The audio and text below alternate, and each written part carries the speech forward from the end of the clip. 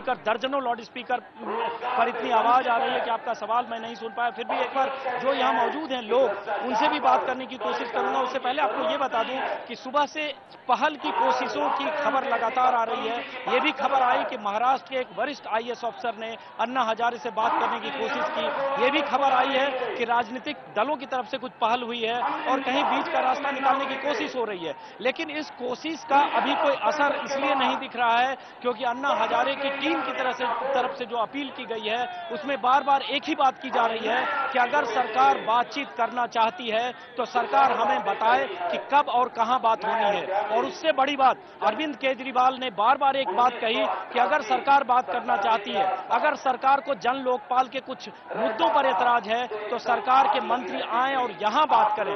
उन्होंने ये भी कहा कि विपक्षी दलों के कुछ नेताओं को भी अगर एतराज है तो वो भी बात करें। इसका मतलब बातचीत की बात तो दोनों पक्ष कर रहा है, सरकार भी कर रही है, अन्ना हजारे की टीम भी कर रही है, कल प्रधानमंत्री ने भी कहा। लेकिन लगता है बातचीत की कोई ठोस शुरुआत नहीं हो पा रही है क्योंकि दोनों पक्ष अपनी अपनी जगह पर अड़े हुए हैं। सरकार को असहमति है जन लोकपाल के उन 8 मुद्दों से जिन मुद्दों पर किसी भी सूरत में अन्ना हजारे सरकार की रजामंदी चाहते हैं, और वही मुद्दे, वही पेच है जिससे बीच का रास्ता नहीं निकल रहा है, जिसमें प्रधानमंत्री को लोकपाल के दायरे में शामिल करने का मुद्दा हो, जिसमें जुडिशियरी को शामिल करने का मुद्दा है, जिसमें सांसदों के संसद के भीतर आचरण का मुद्दा है और तमाम ब्यूरोक्रेटिक सेटअप को उसमें शामिल करने का मुद्दा है।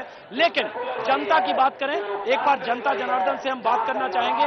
ये वो लोग हैं जो बार बार मैं कह रहा हूं, ये वो लोग हैं जो जन लोकपाल और लोकपाल के डिटेल में न जाते हैं, न इनको उतनी डिटेल की समझ है, न वो स्टैंडिंग कमेटीज में दिलचस्पी रखते हैं, न वो जानना चाहते हैं कि स्टैंडिंग कमेटी क्या होता है।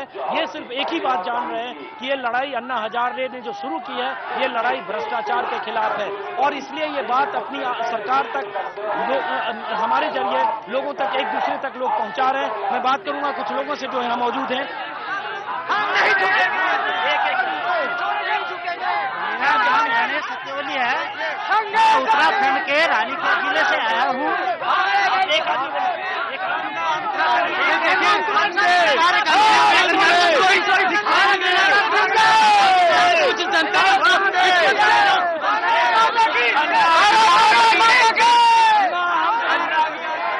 अब ये वो भीड़ है जिसे कैमरे के सामने कम से कम नियंत्रण करना बहुत मुश्किल है और जहां भी कैमरा दिखता है वहां भीड़ जरूर जुटती है। ये वो भीड़ है जो सिर्फ अन्ना हजारे के समर्थन के लिए आई है, ये वो भीड़ है जो अपने आप यहां चलकर आई है। और आप रामलीला मैदान की एक बार तस्वीर देखें, इस कोने से उस कोने तक। आमतौर पर जब यहां रैलियां होती है, राजनीतिक रैलियां होती है, रामलीला मैदान बहुत कम मौके आते हैं जब रामलीला मैदान में इतने लोग दिखते हैं।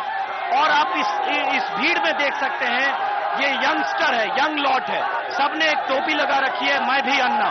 किसी के हाथ में तिरंगा है, किसी के हाथ में पोस्टर है, किसी के हाथ में बैनर है। छोटे छोटे लड़के, अब ये देखिए, ये लड़का है, ये अपनी तरफ से ये बैनर लेकर आया है, अन्ना हम तुम्हारे साथ हैं। अब ये टोपी कहां से लाए तुम? ये टोपी मैंने बाहर से लिया। कहां से टोपी लाए? ये टोपी मैंने बाहर से लिया। ये किसने बनाया? ये मैंने बनाया। ये वो लड़का है, देखिए। कितनी उम्र है तुम्हारी? मेरी 12 साल उम्र है। हाँ? 12 साल का ये लड़का है। इसने खुद ये पोस्टर बनाया, इसने लिखा अन्ना हम तुम्हारे साथ हैं। इसने एक टोपी पहनी है और यहाँ आया हुआ है। ये जाहिर है किसी राजनीतिक दल से इसका कोई रिश्ता नहीं होगा, राजनीति की समझ नहीं होगी। और अगर इस तरह के यंगस्टर से, इस तरह के टीनेजर से हम ये उम्मीद करें कि ये स्टैंडिंग कमेटी की बात सुनकर, संसद की सर्वोपरि होने की बात सुनकर ये सिर्फ मान जाएंगे तो थोड़ा मुश्किल है, क्योंकि ये वो जन सैलाब है जो बहुत टेक्निकल डिटेल में नहीं जाना चाहती है। ये वो जन सैलाब है, ये वो भीड़ है जिसे बहुत ज्यादा संसदीय परंपरा से बहुत ज्यादा उसके बारे में न तो जानकारी है, न वो जानने में दिलचस्पी रखते हैं। इन्हें सिर्फ ये लगता है कि जनतंत्र में नेताओं को चुनकर जनता भेजती है, लेकिन वो नेता जब संसद में जाते हैं तो कई बार सरोकारों से कट जाते हैं, जनता से कट जाते हैं। यहाँ वही जनता सांसदों से सवाल पूछने आई है, यहाँ वही जनता अन्ना हजारे के साथ अपनी एकजुटता दिखाने आई है कि अन्ना हजारे भ्रष्टाचार की लड़ाई करो, हम तुम्हारे साथ हैं। ऐसे बहुत सारे लोग हैं। बहुत, ये छोटा बच्चा, एक और मैं दिखाना चाहूंगा, ये छोटे छोटे बच्चे हैं, अब जाहिर है इनके माँ पिता भी यहाँ आए होंगे, इनके पेरेंट्स भी आए होंगे, ऐसे बहुत सारे बच्चे आ जाओ बेटा, ये देखिए। अब ये सब लोग अपने आप चलकर आए हैं, अपने पेरेंट्स के साथ आए हैं, और ऐसी तस्वीर आपको पूरे रामलीला मैदान में बहुत सारी दिखेगी। ये देखिए, ये पकड़ो आप, ये तस्वीर देखिए, ये छोटे छोटे बच्चे हैं। क्यों आए हो तुम यहाँ? अन्ना के लिए। उधर बोलो, क्यों आए हो? अन्ना के लिए। अन्ना कौन है? क्यों आए हो अन्ना के लिए? किसने कहा? मम्मी पापा भी आए आपके? हाँ। अब ये छोटा बच्चा है, ये छोटा बच्चा, रविवार है, छुट्टी है, और कल भी छुट्टी है। ऐसे बच्चे बहुत सारे यहाँ आए हुए हैं, सबके परिवार के लोग हैं, और ये कह सकते हैं बहुत सारे लोग सिर्फ ये देखने के लिए भी इस मैदान में आए हैं कि इस मैदान में हो क्या रहा है। बहुत सारे लोग ये देखने के लिए भी आए कि अन्ना हजारे है कौन। बहुत सारे लोग ये देखने के लिए भी आए कि एक 72 साल का बुजुर्ग आखिर 6 दिन से अनशन पर कहां बैठा है, क्यों बैठा है, वो क्या चाहता है, और वो बुजुर्ग कैसा है। यही वजह है कि ये भीड़ यहाँ जुट रही है। राजनीतिक दलों के नेता और राजनीतिक दल तरसते हैं इस तरह से भीड़, इस तरह से जन समर्थन, इस तरह से लोग उनकी रैलियों में आए, और यहाँ एक अन्ना हजारे हैं, अपील कर रहे हैं, और लोग यहाँ चले आ रहे हैं, और हर तबके के लोग हैं, हर तरह के लोग हैं। जी बताइए वंदना, मेरे ख्याल से बोलो। अन्ना ने अनशन किया है, हमें बहुत अच्छा लगा है। अन्ना तुम अनशन करो, हम तुम्हारे साथ हैं। अब ये लड़का, छोटा लड़का है, कह रहा अन्ना तुम अनशन करो, हम तुम्हारे साथ हैं। हालांकि अनशन तो अन्ना हजारे ही कर रहे हैं। अन्ना हजारे की ही ताकत है कि अन्ना हजारे छठे दिन अनशन पर हैं, पूरी तरह फिट हैं। बीच बीच में हर 2 घंटे पर मंच पर आकर कुछ जनता से अपील करके भी जाते हैं, और अन्ना हजारे का दर्शकों को बताते हैं पहला अनशन नहीं है।